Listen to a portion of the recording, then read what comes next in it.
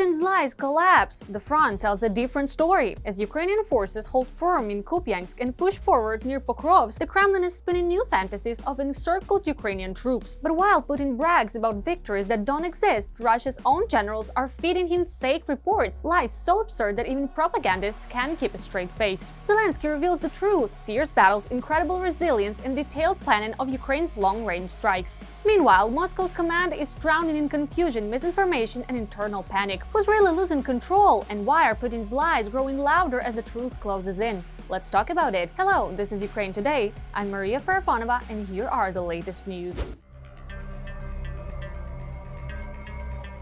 The situation in Kupyansk remains difficult, but control by Ukraine's defense forces is growing and they continue to hold the lines. President Volodymyr Zelensky said this in his evening video address. We spoke in detail today with the Commander-in-Chief and the Chief of the General Staff about the situation on the front, in all directions. The most difficult thing is now in the Pokrovsky direction. There, as in previous weeks, the greatest intensity of fighting, a strong concentration of Russians. The occupiers are trying to gain a foothold by all methods. Every destroyed occupier, there is a result for our entire state. According to him, the situation in Kupyansk remains difficult, but in recent days our forces have more control and they continue to hold their positions. Dozens of assault actions are taking place each day on the Alexandrovsky axis. Every unit is demonstrating remarkable resilience. Zelensky also spoke about the detailed planning of our long-range operations. The only scenario is to force Russia to end the war in the way that is possible, in the way that will actually work. And these are sanctions from the world, our long-range sanctions, our recovery after Russian strikes, coordination with our partners, and most importantly, support for our army, all components of the defense and security forces of Ukraine, because Ukraine is where Ukrainian positions are strong. Meanwhile, the initiator of the war against Ukraine, Kremlin leader Vladimir Putin, continues to spread falsehoods about the situation on the front lines. He claimed that Ukrainian forces has allegedly been encircled in Kupyansk-Kharkiv region and in Pokrovsk-Donetsk region. A number of his statements were quoted by Russian state media. According to him, the situation is favorable for Russia, and in Kupyansk and Pokrovsk the enemy is blocked and encircled. He added that the Russian army is supposedly not opposed to allowing media, including Ukrainian and foreign outlets, into the enemy's encirclement zone. Our only concern is that there are no provocations from the Ukrainian side. We are ready to cease hostilities for a certain period, for 2, 3, or 6 hours, so that a group of journalists can enter, see what is happening there, talk to Ukrainian servicemen, and leave. Ukraine's military refused the Russian dictator's claims and noted that heavy fighting is ongoing there right now. Heavy fighting is taking place in Kupyansk and its surroundings, and the occupiers are trying to gain a foothold in the northern part of the city. However, any statements about the encirclement of Ukrainian troops there are a fabrication and fantasy, not based on any factual data on the ground. At the same time, the joint forces believe that the initiator of the war against Ukraine is making a mockery of himself with such statements. If the Russian dictator Vladimir Putin were not a war criminal, one could express regret that in his old age he is once again forced to expose himself to ridicule and repeat lies after his own generals, which even his loyal audience and the Russian elites will not be able to believe. It is known that the chief of the general staff of the Russian armed forces, Valery Gerasimov, is misleading Vladimir Putin about the real situation at the front. The commander-in-chief's report was so far from the truth that even Russian propagandists, who are used to heavily distorting the situation, couldn't swallow such an obvious absurdity. Of course, at this point, there are simply no encirclements of 6 to 7 brigades if we consider only the combat battalions. The existing corridor between the Russian armed forces groups in the west and north of Pokrovsk is several kilometers long. The channel's authors note that there is no multi-thousand grouping of Ukrainian forces inside the Pokrovsk-Mirnograd pocket either, since the war is currently being fought by small infantry groups, in both offense and defense. The troops that do remain in the pocket are being supplied more or less by heavy drones. The channel says the same about Kupyansk. I wonder if I say that Gerasimov is lying about the encirclement of Krasnoarmeysk and Dimitrov, will that be considered discrediting the Russian armed forces? Or are Gerasimov's words discrediting the Russian armed forces? As for why Gerasimov is presenting blatantly false data about the frontline situation, Russian channels can only speculate. Perhaps Gerasimov, with his bravura reports on credit, is simply getting ahead of himself once again, expecting the real situation on the ground to soon catch up with his reports. We don't need to embellish our reports with lies. Our soldiers are truly holding firm and destroying the enemy. So what has happened at the front and around it recently, and what is happening right now? Watching the report ahead. Kupyansk is encircled. The Ukrainian armed forces have been trapped in a pocket. Another round of loud statements from Putin turned out to be fake. Pokrovsk was under the Russian flag for no more than an hour. The defense forces destroyed the tricolor and cleared out the flag bearers. They're busy planting flags and recording it on video. Of course, afterwards, Russian propagandists feed Russian propaganda, claiming that they are advancing rapidly and quickly capturing some settlements. An entire trainload of occupiers was destroyed in Zaporizhzhia. In Crimea, the Russians lost a missile system, 2 radars, and 2 oil depots. And also, the GUR showed unique footage of the elimination of a Russian lieutenant colonel who commanded the atrocities in Bucha.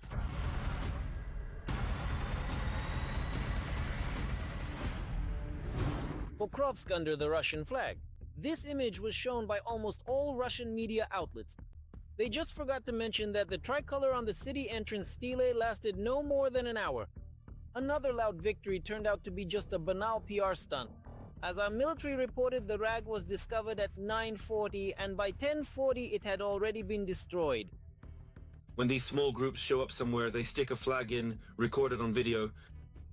Of course, afterwards, Russian propagandists then feed this to Russian propaganda, claiming that they are advancing rapidly and quickly capturing some settlements. No, this does not mean consolidation, it just means presence. However, the situation in Pokrovsk itself remains tense, Ukrainian military note.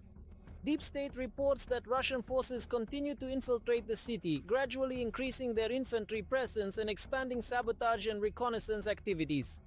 The main objective is to advance at any cost and disrupt Ukrainian logistics. If we take Pokrovsk in a broad sense, the enemy acted from the west to the north, cutting off this logistical route. In the south, southwest, from the west, the city entered. Intense fighting is taking place from these directions. City, from the east of Vernograd. First of all, Mirnograd from the east covers Pokrovsk in this general agglomeration. At the same time, the news about the Russian flag on the stele in Pokrovsk apparently excited Putin so much that he declared the encirclement of the Ukrainian armed forces not only in this city but also in Kupyansk as well. The Joint Forces grouping denied this information, stating that the bunker dweller once again made a fool of himself. Some areas were partially flooded, some were destroyed. That's why, at the moment, the ability to bring in reserves has been weakened and logistics have become even more complicated. And we are observing directly on the battlefield, of course, that things are getting more difficult due to the water and the weather. Therefore, in this situation, the enemy cannot effectively deploy large reserves or act very efficiently in terms of advancing. And by the way, about the flooding. The destruction of that very dam near Belgorod continues to benefit the Ukrainian armed forces on the front line. In the Kharkiv region, the water keeps rising and sweeping away everything in its path. In particular, Russian soldiers still remain cut off from their units. But now, due to the rising flow, the Russian command admits that it is simply impossible to establish logistics. And those enemy units that are near Ostaya and Volchya. The Volchya River, which flows into the Siversky Donets, that is, it's a tributary of the Siversky Donets, the Volchya River, they could end up effectively encircled. Since the water will flood, and is already flooding, it will wash away the pontoon bridges, it will destroy the crossing that the enemy set up, and in this way, the Russians will find themselves trapped. This is what the consequences could be for them. And in general, all their attempts to advance in the Volchansk area, which we've observed in recent weeks, have been happening one way or another. The reports won't fail. The Russian group is also taking hits in the rear. For example, in the Zaporizhzhia region, the GUR derailed an entire train of occupiers the other day. It is reported that the train was literally packed with military cargo. As a result of the explosion, about 70 meters of railway track were destroyed. Scattered along the twisted tracks were a locomotive, 3 railway platforms, and at least 9 freight cars from the military train. Another setback awaited the Russians in Crimea. There, SBU drones destroyed a Panzer S-2 anti-aircraft missile system last night, worth about $20 million. It is, by the way, one of the key components of the enemy's air defense system. The enemy also lost 2 more radar stations. And after clearing the way, the cherry on top was the explosions at the oil depots in the village of Gvardeyskoye and at the Komsomolskoye base. Large-scale fires broke out at these facilities. Experts say the reason for all this is the continued redeployment of air defense systems from the peninsula.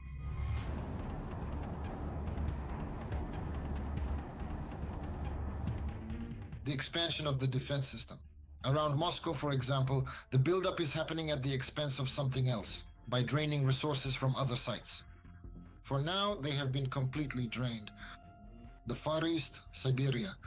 Putin and his generals believe that our drones can't reach there.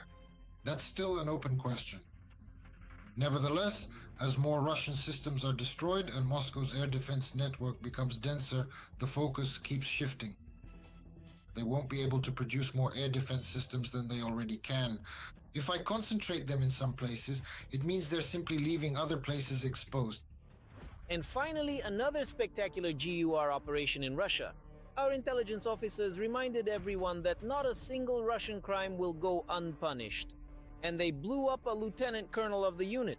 Omon, who was in charge of the shootings in the Kiev region during the first months of the war. The deceased Veniamin Mazyarin was eliminated in his own car on his way to work.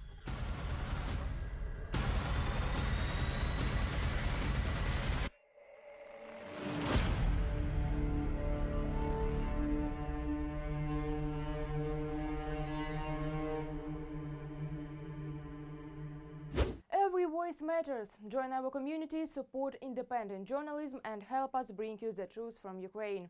Become a member of Ukraine Today. Join us now. Meanwhile, it's been another restless night for the Russian capital. A strike hit the dam of the Belgorod reservoir. Ukrainian forces liberated a village in the Dnipropetrovsk region, but the dictator isn't backing down. The Kremlin is planning to seize 4 more regions. And in the US, Donald Trump made new statements claiming he could quickly bring peace between Afghanistan and Pakistan. More in our report. The Russian capital city is currently under drone attack for the second time this month. A mobile fire group was even stationed near the Kremlin, apparently to protect the main object of Russian military infrastructure. According to reports from the Russian side, 34 Ukrainian drones were shot down over Moscow and the Moscow region. Moreover, it was notably and widely reported that a significant strike hit the territory of an oil refinery, followed by a detonation. Ukrainian drones did not visit only Moscow, they reached at least 10 regions of Russia. Even propagandists are acknowledging the attack, writing that the carpet plan was activated at some airports and there is infrastructure damage in the regions. Drones attacked the dam of the Belgorod reservoir, which is considered a strategically important target in the war against Ukraine. The strike on the dam in Belgorod region effectively neutralizes Russian logistics, both in terms of immediate supply of material and technical support for Russian troops engaged in active combat on Russian territory itself. This includes the Tver region, the Glushkovsky and Totemsky districts, as well as, first and foremost, the units of the occupying army in the temporarily occupied territories of the Kharkiv region. Another victory in pushing back the occupiers. The defense forces have cleared Yegorovka village in Dnipropetrovsk region of Russian sabotage and reconnaissance groups, reports the Strategic Command of Ukraine's armed forces. Over the past week, Ukraine's defense forces have liberated a number of settlements. This effectively puts the Russian dictator's plans to create a broad so-called buffer zone in the Dnipropetrovsk region on hold, and prevents the use of this factor as an element of military political pressure on both the United States and Ukraine in the context of Russia's vision for ending the war. Meanwhile, the chief of the General Staff of the Russian Armed Forces, Valery Gerasimov, reported to the Kremlin leader about the successes of the occupying army in several directions and about the encirclement of dozens of Ukrainian battalions. The strategic goal of the Russian army and political leadership is to establish full control over the territory of the Dnipropetrovsk region. All the plans of the Russian command to expand the theater of military operations at the moment by involving the Sumy, Kherson, Kharkiv and Zaporizhia regions are the so-called thousand guys tactic, which aims to divert the operational reserves of the General Staff of the Armed Forces of Ukraine from the main direction of the Russian strike. Where Putin and his army are not welcome, all possible weapons are traditionally used against civilians. On Sunday, October 26th, Russian terrorist troops attacked a passenger minibus traveling on the highway towards Sumy. According to preliminary reports, 5 people were injured, including a minor child. 1 person is in serious condition and has been hospitalized. Putin's worst nightmare is not only Ukrainians but also Russians. The Russian FSB has accused former oligarch Mikhail Khodorkovsky and 22 other members of the anti-war committee of attempting a coup. Khodorkovsky, who is in exile in London, denies the allegations. In the Russian Federation, one can only become an oligarch with the permission of the current authorities of the Russian Special Services. And accordingly, even a former oligarch cannot exist politically on their own without the involvement of either the political authorities or, respectively, the Russian Special Services. Donald Trump stated that he could very quickly reconcile Afghanistan and Pakistan. The US president also responded to Putin's threats regarding the Burevestnik missiles and advised him not to do that again. The information about the Burevestnik tests is based solely on statements from the head of the General Staff of the occupying country's army, Gerasimov, and statements from the Russian dictator. Moreover, it should be noted that the United States did not deploy the Boeing radiological monitoring aircraft on the day of the tests, nor on the days before or after. This aircraft is used to study the atmosphere for the presence of radioactive substances in the air. Ukraine is arming itself. Despite the difficulties, the state order for Flamingo missiles will be fulfilled by the end of the year. This was stated by the President of Ukraine, Volodymyr Zelensky. And in addition, Ukraine is ready to open a plant for the production of Gripen. This week, our country and Sweden have already signed a preliminary agreement for the supply of about 100 Gripen aircraft of a new modification. And it seems this is only the beginning of the cooperation. What do you think about the latest events? Share your opinion in the comments, like the video, and stay informed about the main headlines. More to come.